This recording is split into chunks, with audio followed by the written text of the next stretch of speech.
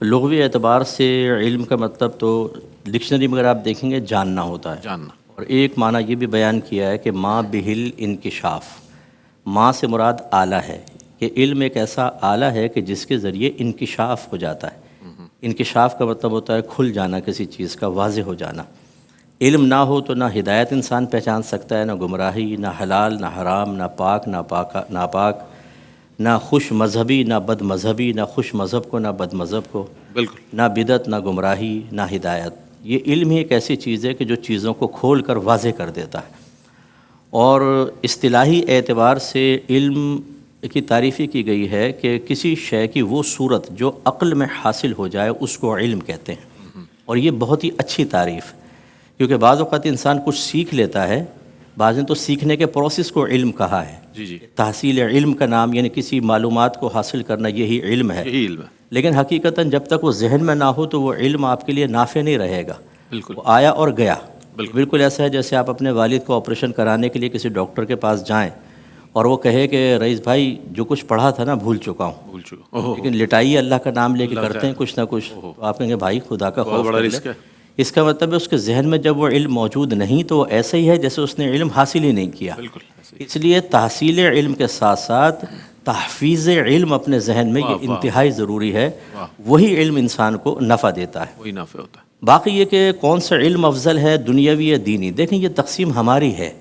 ورنہ میں اگر آپ سے کویسچن کروں، کسی بچے سے بھی پوچھ لیں کہ یہ تمام علوم کس کے تخلیق کردہ ہیں، اللہ، ہمارے اللہ کے ہیں. تمام علوم اللہ کے ہیں. بے شک.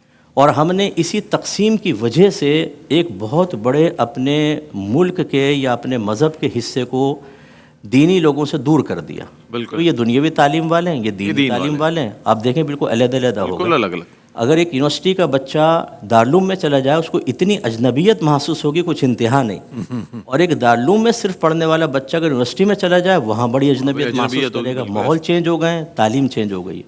سب جو علوم ہیں وہ اللہ کے علوم ہیں. بے شک. اصل میں تو جو نیت ہے، الامور بمقاصدها انما الاعمال بالنیات جو کہا جاتا ہے کہ تمام اعمال کا دار و مدار نیتوں پر ہے، یا تمام امور اپنے مقاصد کے ساتھ ہیں. کس قصد و ارادے سے آپ کسی چیز کو حاصل کر رہے ہیں، کس قصد و ارادے کے ساتھ آپ کسی چیز کو اختیار کر رہے ہیں.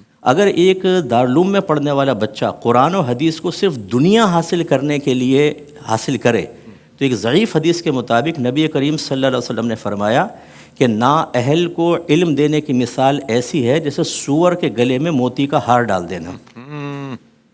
علماء نے فرمایا کہ یہ جو علم دین سیکھ رہا ہے دنیا کے لیے، یہ اس کے لیے وبال آخرت ہے، کیونکہ وہ ریاکارانہ سیکھ رہا ہے. وہ صرف اللہ کی رضا مقصود نہیں ہے، تباہی. اس کے لیے یہ علم بظاہر تو ہم کہتے ہیں دینی علوم ہے، لیکن یہ حقیقتاً دینی علم نہیں تو تباہی کا باعث بن رہا ہے. اور اگر ایک یونیورسٹی کالج کے اندر بچہ پڑھ رہا ہے، فزکس ہے، کیمسٹری ہے، میتھ ہے، وہ اس لیے پڑھ رہا ہے کہ یہ اللہ تعالیٰ نے پیدا کیے علوم، اس سے مزید مجھے معرفت الہی حاصل ہوگی.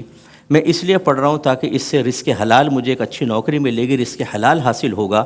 تو اس کا وہ علم دین پڑھنا دنیا کے راہ میں شمار نہیں ہوگا، وہ بھی عین دین کا حصہ ہے. اور آپ دیکھیں کہ دین کے علوم بھی جب ہم سیکھتے ہیں تو بیسک جو ہے وہ دنیاوی علوم ہی بنتے ہیں.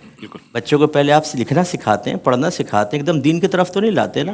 اور جو لکھنا پڑھنا سکھا رہے ہیں وہ اس دینی علوم کے لیے ایک آلے کی سی حیثیت رکھتا ہے. اس کو اگر کوئی پوچھے یا بے پیتے یا جو پہلا 5ویں تک آپ اسلامیات وغیرہ پڑھ رہے ہیں، دیگر چیزیں کیا اس کا چلیں اسلامیات کو ہٹا دیں، باقی چیزیں کیا یہ دین سے تعلق رکھتی ہیں؟ بظاہر تو نہیں ہے، لیکن وہ دین حاصل کرنے کا ذریعہ ہے. اس لیے اچھی طرح یاد رکھیں، یونیورسٹی کالج کے اندر کوئی بچہ اگر اس لیے فزکس کیمسٹری پڑھتا ہے کہ مجھے معرفت الہی زیادہ حاصل ہو جائے، اور میں گارنٹی سے کہہ سکتا ہوں کہ بعض چیزیں ایسی ہیں جو سائنس سے تعلق رکھتی ہیں اور اپنی ایک حقیقت رکھتی ہیں کہ جس سے بعض اوقات دینی طالب علم بالکل محروم ہوتا ہے، بشرطے کہ وہ اس کو سیکھے نہیں.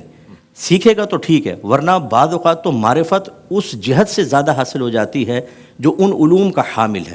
جیسے اسپیس سے کوئی دلچسپی رکھتا ہے، اب جیسے نئی معلومات آ رہی ہیں، سائنس ترقی کر رہی ہے، اگر میں اس میں دلچسپی نہیں لیتا تو میں ان تمام معلومات سے واقف نہیں ہوں، ان علوم سے واقف نہیں ہوں. اس کا مطلب ہے کہ ان علوم کے ذریعے جو معرفت الہی حاصل ہو رہی ہے اس میں تو وہ شخص فی الحال اتنی مقدار میں مجھ سے آگے بڑھ گیا.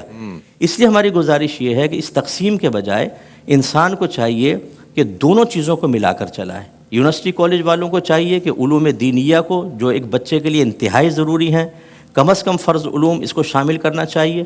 اور ایسی ہمارے دارالعلوموں کے اندر جن کو دنیاوی علوم کہہ رہے ہیں وہ دنیاوی نہیں، وہ عین دینی علوم ہیں، ان کو شامل کر کے دیکھیں انشاءاللہ پھر جب ہمارا ایک عالم ایک سائنسدان بھی بنے گا، ایک بہترین اسکالر بنے گا، سائنٹسٹ بنے گا، تو پھر وہ جتنی اس کو معرفت حاصل ہوگی، کیونکہ قرآن و حدیث کو ساتھ ملا کر جب دیکھے گا تو قرآن و حدیث اس سائنس کی تصدیق کر رہی ہوگی۔ میں نہیں کہتا ہوں کہ سائنس تصدیق کرے گی قرآن و حدیث کی، قرآن و حدیث اس کی تصدیق کرے گی کہ ہاں یہ سائنس بالکل درست ہے، پھر اس کی معرفت کا عالم کیا ہوگا وہ انشاءاللہ پھر دنیا دیکھے گی۔